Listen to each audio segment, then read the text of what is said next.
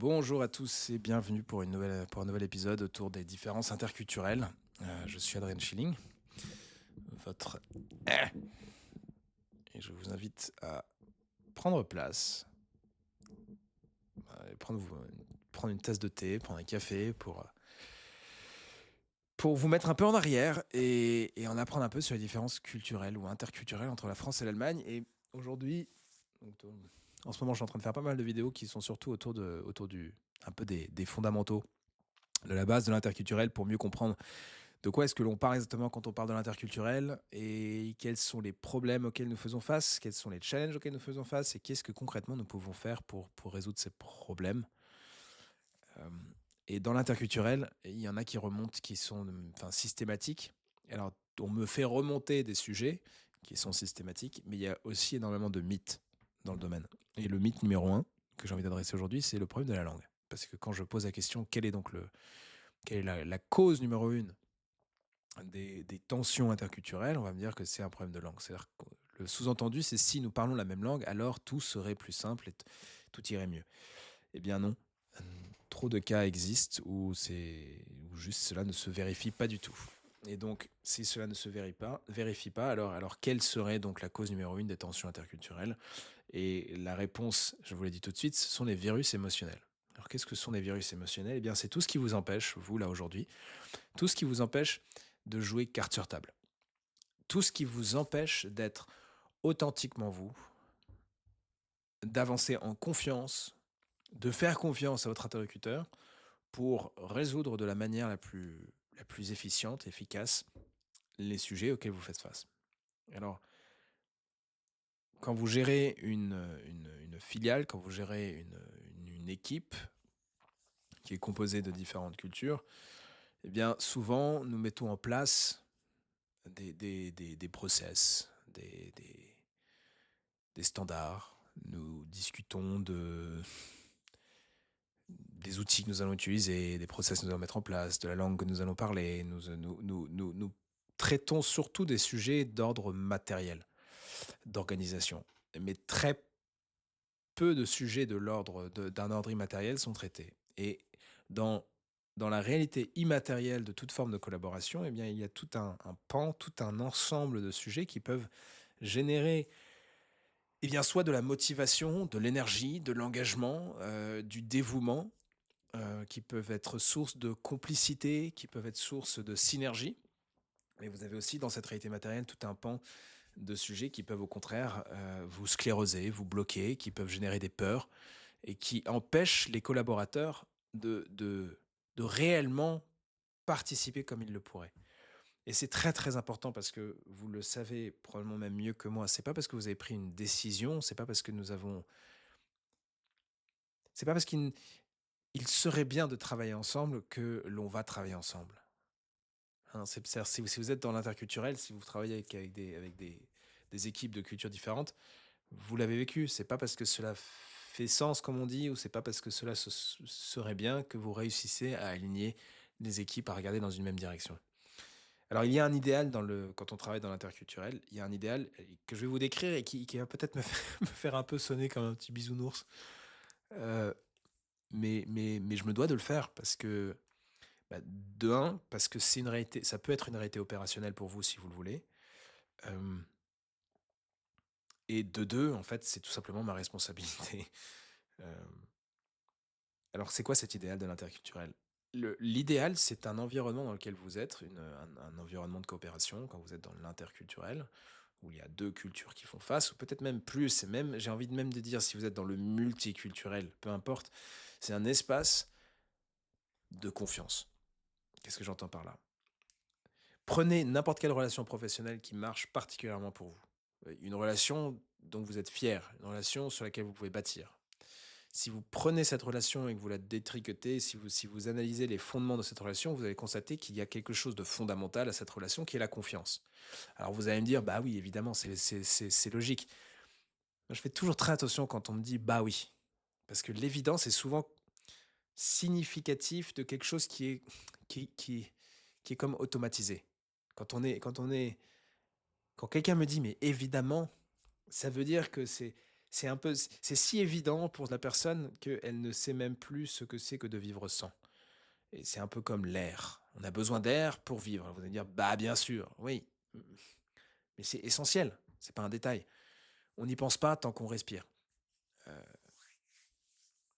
c'est un peu comme le poisson qui est dans l'eau. Vous arrivez, vous lui parlez de l'eau, et il vous dit, mais de quoi tu me parles? Je sais même pas de quoi tu me parles. C'est quoi l'eau? Parce qu'il ne connaît que ça. Et il faut le sortir de l'eau pour constater, ah bah tiens, oui, en fait, l'eau est essentielle. Et ben la confiance, c'est la même chose, en fait. Tant que vous l'avez, elle vous paraît évidente. Donc vous allez vous dire, bah, la relation marche bien parce que je l'aime bien, la relation marche bien parce que on rit bien ensemble, la relation marche bien parce que nous atteignons des super résultats, parce que nous avons une bête d'expérience commune, parce que nous avons fait des aventures ensemble, parce que vous allez trouver plein de raisons, mais au cœur, ce que vous allez constater, je vous challenge, c'est de regarder quel est le niveau de confiance que vous avez avec cette personne. Eh bien, les virus émotionnels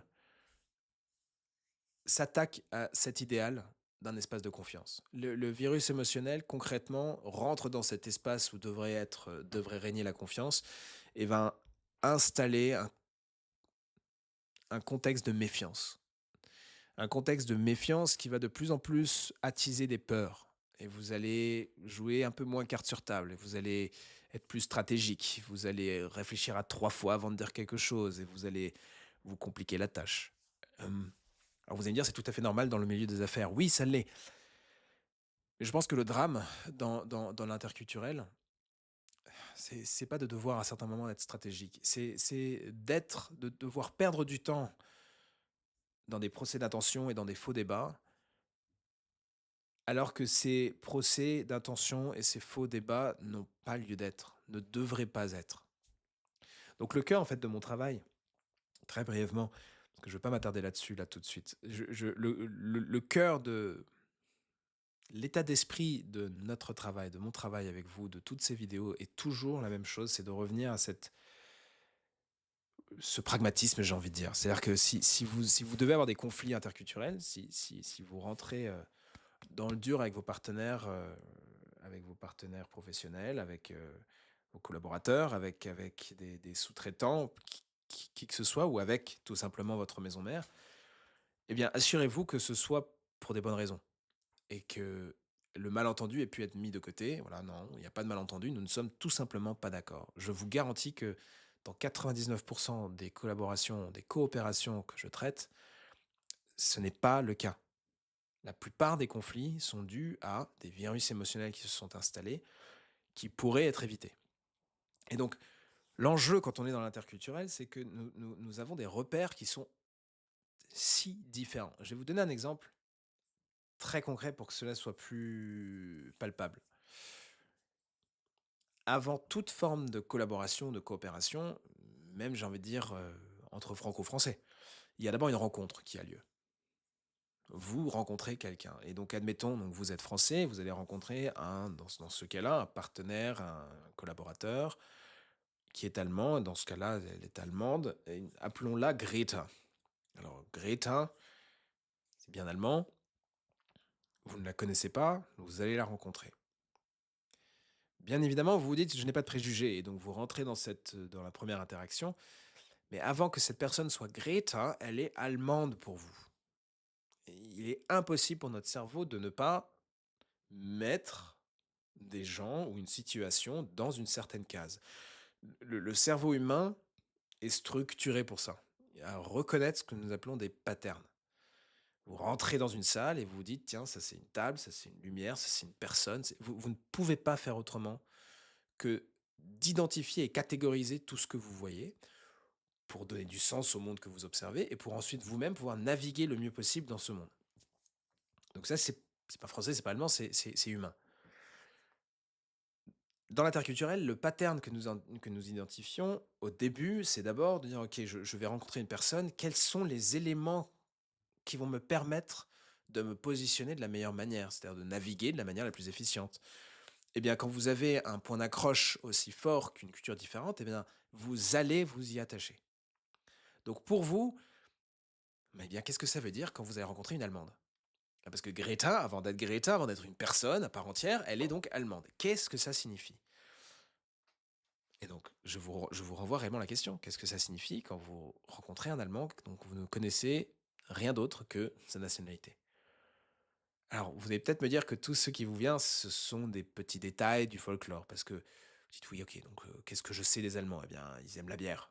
Je sais qu'ils vont, à l'Oktoberfest, hein, la fête de la bière. Heu, il y a Mercedes, BMW, ils conduisent des grosses voitures. OK.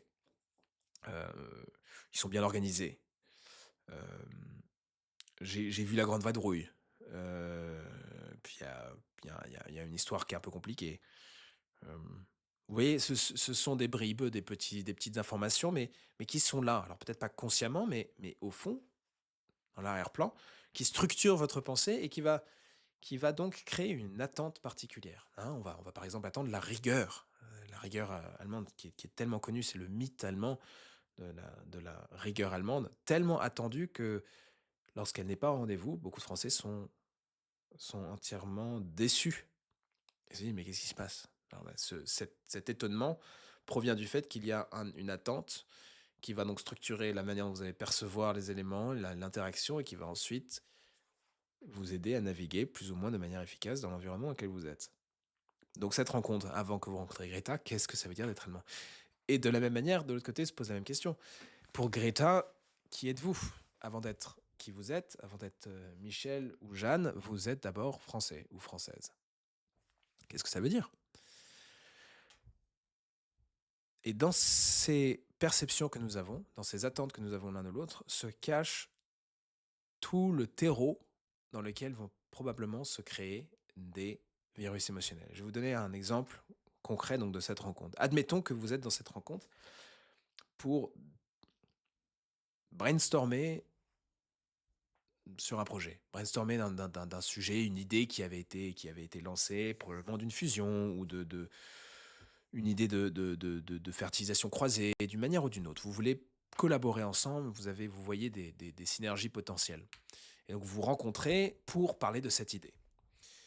Et lors de cette rencontre,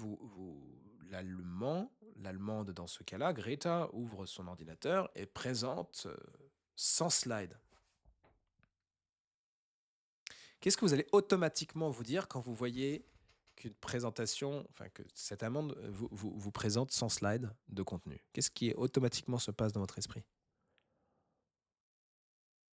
Pour beaucoup, la réponse est, eh bah, voilà, les Allemands qui veulent nous bouffer, le rouleau compresseur, on n'a même pas commencé vraiment à échanger des idées que, les Allemands nous déroulent leurs plans et nous imposent leurs décisions. Parce que, et voilà la réponse, pour les Français, à aucun moment on rentrerait dans ce niveau de détail qui permettrait de créer 100 slides avant que la décision de principe n'ait été posée. Mais la décision de principe n'a pas encore été posée vu que cette rencontre est là pour bien justement, évaluer, pour donner des idées, pour avoir un échange, un débat d'idées. Et donc les Français perçoivent cet événement comme étant les Allemands prennent le pouvoir et sont le rouleau compresseur. Mais du côté des Allemands, cet événement n'est pas du tout compris de la même manière. Parce que pour les Allemands, pour être en mesure d'échanger sur des idées, il faut du concret, il faut du détail. La décision n'a pas du tout été prise du côté des Allemands, non, et ce qui vous est offert est un moyen, est un référentiel commun qui va vous permettre maintenant de poser des questions de détail, qui va vous permettre maintenant de vous approprier le sujet. Vous voyez, c'est tellement aux antipodes. C'est-à-dire que avant même d'être en mesure de discuter, les Allemands vont devoir préparer tout le contenu pour être en mesure ensuite d'échanger, parce qu'on n'échange pas sur une idée, on échange sur du concret. Mais la décision n'a pas du tout été prise. Qu'est-ce qui s'est passé? C'est l'attente, c'est la compréhension française, c'est la logique française qui a été calquée sur l'allemande. Vous avez pris votre logique et vous l'avez calquée sur l'allemande, et donc vous vous dites que vous, si vous étiez Greta et que vous présentiez 100 slides, ça veut dire la décision est déjà prise et je suis en train de l'imposer.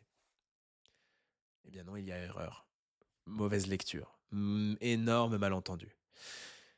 Et c'est là que nous arrivons donc à la génération de virus émotionnels. Parce que à ce moment-là, qu'est-ce qui se passe? Eh bien, vous qui vivez le rouleau compresseur, mais bien évidemment, qu'est-ce que vous allez faire? La logique française, quand on se sent pris au piège ou dos contre le mur et quelqu'un cherche à nous imposer quelque chose, qu'est-ce que nous essayons de faire? Eh bien, d'éviter le rouleau compresseur. On va passer à droite, on va passer à gauche. Et donc, ça prend quelle forme quand on évite le sujet? Eh bien, on le dit, mais on le dit à la française. Ça veut dire que nous le disons de manière implicite. On va le faire comprendre.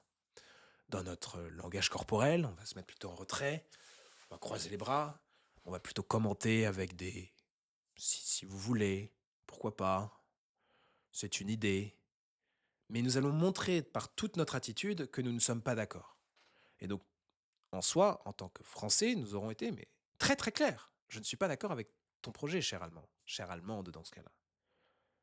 Seulement, grand malentendu, encore une fois, tout ce langage corporel, toute cette manière de s'exprimer française, qui nous vaut d'être la langue diplomatique numéro une dans le monde, est une communication qui est implicite. Là où la culture allemande, germanophone, est une culture qui est hautement explicite. Et donc, tous ces commentaires qui demandent à lire entre les lignes ne sont pas compréhensibles dans un échange avec un Allemand. Si vous voulez est égal à oui pour un Allemand. Pourquoi pas, en effet, est égal à oui pour un Allemand. Aucunement, il ne prend aucunement la mesure du non qui, entre Français, serait tout à fait clair. Mais donc, qu'est-ce qui va fondamentalement se passer? Eh bien, lors de ce projet, l'Allemand aura déroulé son truc, il aura présenté ses idées, vous aurez été déconnecté, vous lui aurez montré je ne suis aucunement intéressé, mais l'Allemand aura compris que vous êtes plus ou moins intéressé, puisque vous n'avez pas dit non de manière claire et nette. Et donc les deux repartent, vous repartez, Greta repart avec son projet, et s'ensuit un ensemble de cascades et d'interactions qui vont créer tous ces virus émotionnels. Pour le français, l'allemand a été en effet un rouleau compresseur, il a imposé, il a imposé ses idées, et vous avez évité toute la chose, et vous évitez toute la chose. Donc du côté allemand, eh bien, la grande peur du côté allemand se confirme, eh bien, vous êtes un grand filou qui évitait le sujet, que lorsqu'il constate des mois plus tard que rien n'a été fait de ce qui a été décidé. Vous avez pourtant été clair, vous avez dit pourquoi pas, si vous voulez, mais vous n'avez rien fait de ce qui était attendu. Et donc, du côté des Allemands, on va se dire, bah, de nouveau, voilà, ça correspond à nos attentes. Les Français ne sont pas sérieux. Et qu'est-ce qui s'est passé? Il y a juste un malentendu monstrueux entre les Français et les Allemands.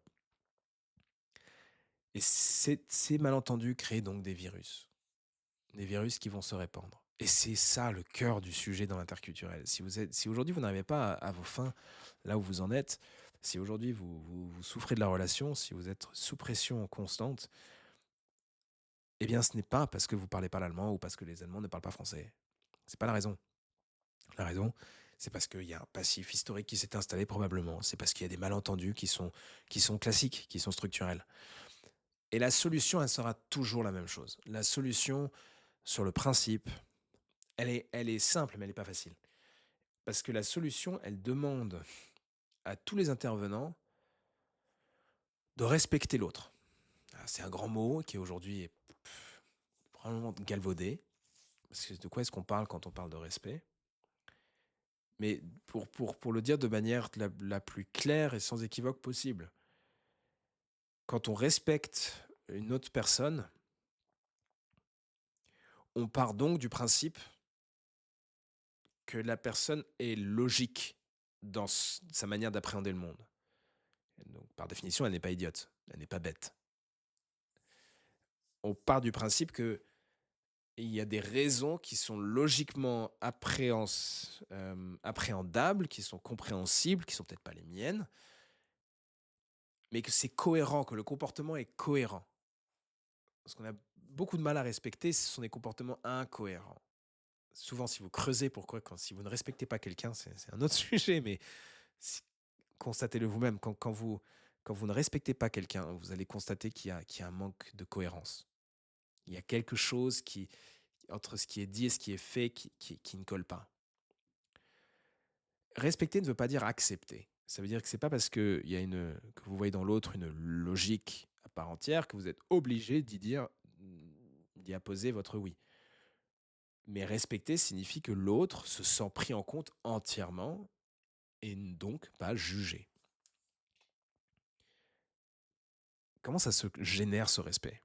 Eh bien, de un, premièrement, vous devez comprendre la logique intrinsèque de la culture qui est en face de vous. C'est-à-dire que si vous ne comprenez pas vous-même la logique qui amène de A à B à C à D, vous ne pourrez pas respecter. C'est impossible. Comment voulez-vous respecter quelque chose que vous, fondamentalement, vous ne comprenez pas? Et le cerveau, il a une solution merveilleuse à ça. Quand on ne comprend pas quelque chose, on va d'abord trouver des excuses, on va d'abord trouver des raisons. Et souvent, les raisons que va nous livrer notre cerveau quand on ne comprend pas la logique qui est en face de nous, ce sont des raisons de jugement comme il est bête, il est idiot ou il cherche à me bouffer. Il cherche à me bouffer. Pourquoi? Parce que le cerveau cherche à survivre. Et donc, il cherche en quoi est-ce que potentiellement cette situation que je ne comprends pas pourrait être un danger pour moi. Donc, tous les arguments qui vous viennent quand vous ne comprenez pas un comportement, ce sont d'abord des arguments qui sont en prédominance, qui sont là pour vous protéger. Mais dites-moi, quand vous rentrez dans une relation en mode protection, est-ce que vous êtes vraiment en mesure de vivre la relation? Je sors complètement du cadre professionnel maintenant, rentrer dans les relations humaines, les relations amoureuses. Quand vous avez vécu, quand vous vivez une relation profonde et forte, elle est d'abord basée sur une confiance et un lâcher-prise. Vous êtes d'abord vous-même et vous vous sentez accepté pour qui vous êtes et comme vous êtes. Et on vous offre d'abord une bienveillance qui part du principe que ce que vous voulez faire est d'abord bon, que vous êtes de prime abord bon et non pas mauvais. Ce serait impossible d'avoir une relation, une réelle relation profonde si vous êtes constamment sur la défensive. Nous connaissons tous ce genre de relations, ce sont les relations où nous marchons sur les œufs. C'est horripilant. Quand vous êtes dans une relation et que vous devez tout le temps marcher sur des œufs parce que vous avez peur de blesser, parce que vous ne savez pas comment prendre l'autre et ainsi de suite, c'est crevant.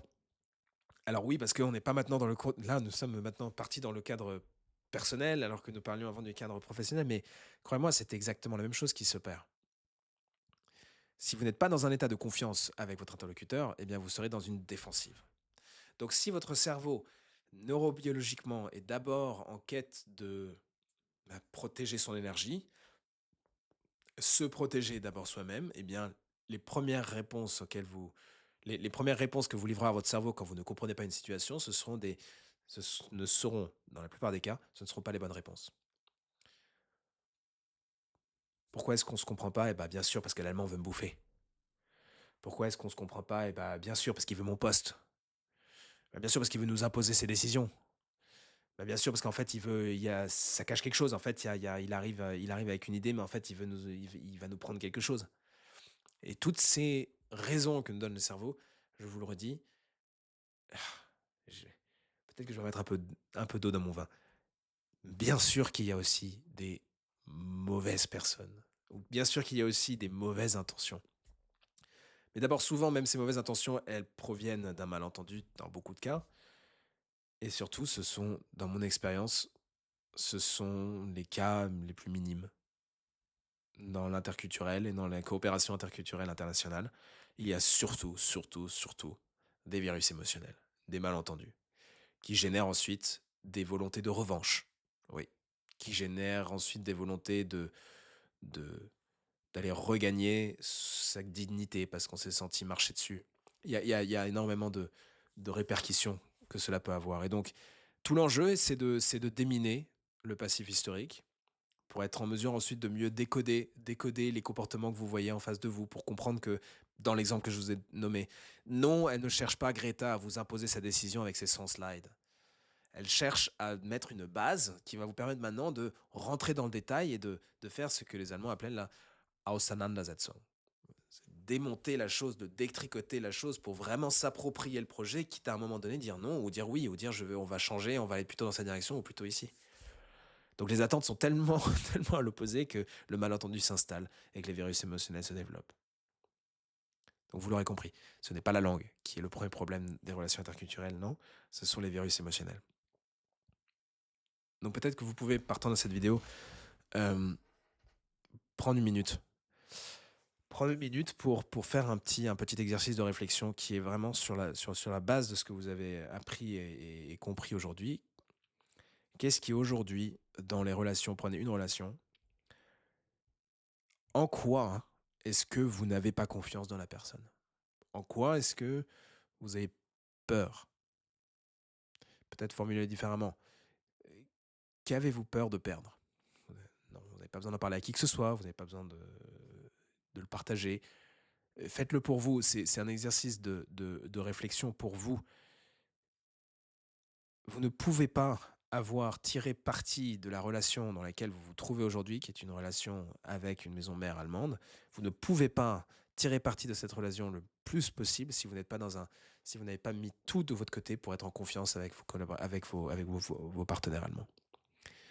Bien sûr, je serais très heureux d'en apprendre plus sur votre réflexion et si vous voulez qu'ensemble nous analysons votre situation, peut-être que ensemble nous pourrions découvrir comment je peux vous aider. Peut-être que une simple conversation peut déjà débloquer beaucoup de choses. En tout cas, si jamais cela vous intéresse, vous n'hésiterez pas, vous cliquez en bas, vous prenez rendez-vous dans mon calendrier, on s'assoit, on prend un café ensemble et on discute de votre situation et peut-être qu'on découvrira qu'il y a des virus émotionnels qui sont tout à fait classiques. Et s'ils sont tout à fait classiques, ce qui est génial, c'est qu'il y a des solutions qui sont tout à fait classiques. Ça veut dire qu'il y a quelque chose que vous et moi, on serait en mesure de faire, ou vous de votre côté. Voilà, je vous ai donné déjà tellement d'informations que je vais finir aujourd'hui et je vous souhaite une belle coopération, une belle collaboration avec des interactions saines, des interactions de confiance et je vous dis à très bientôt.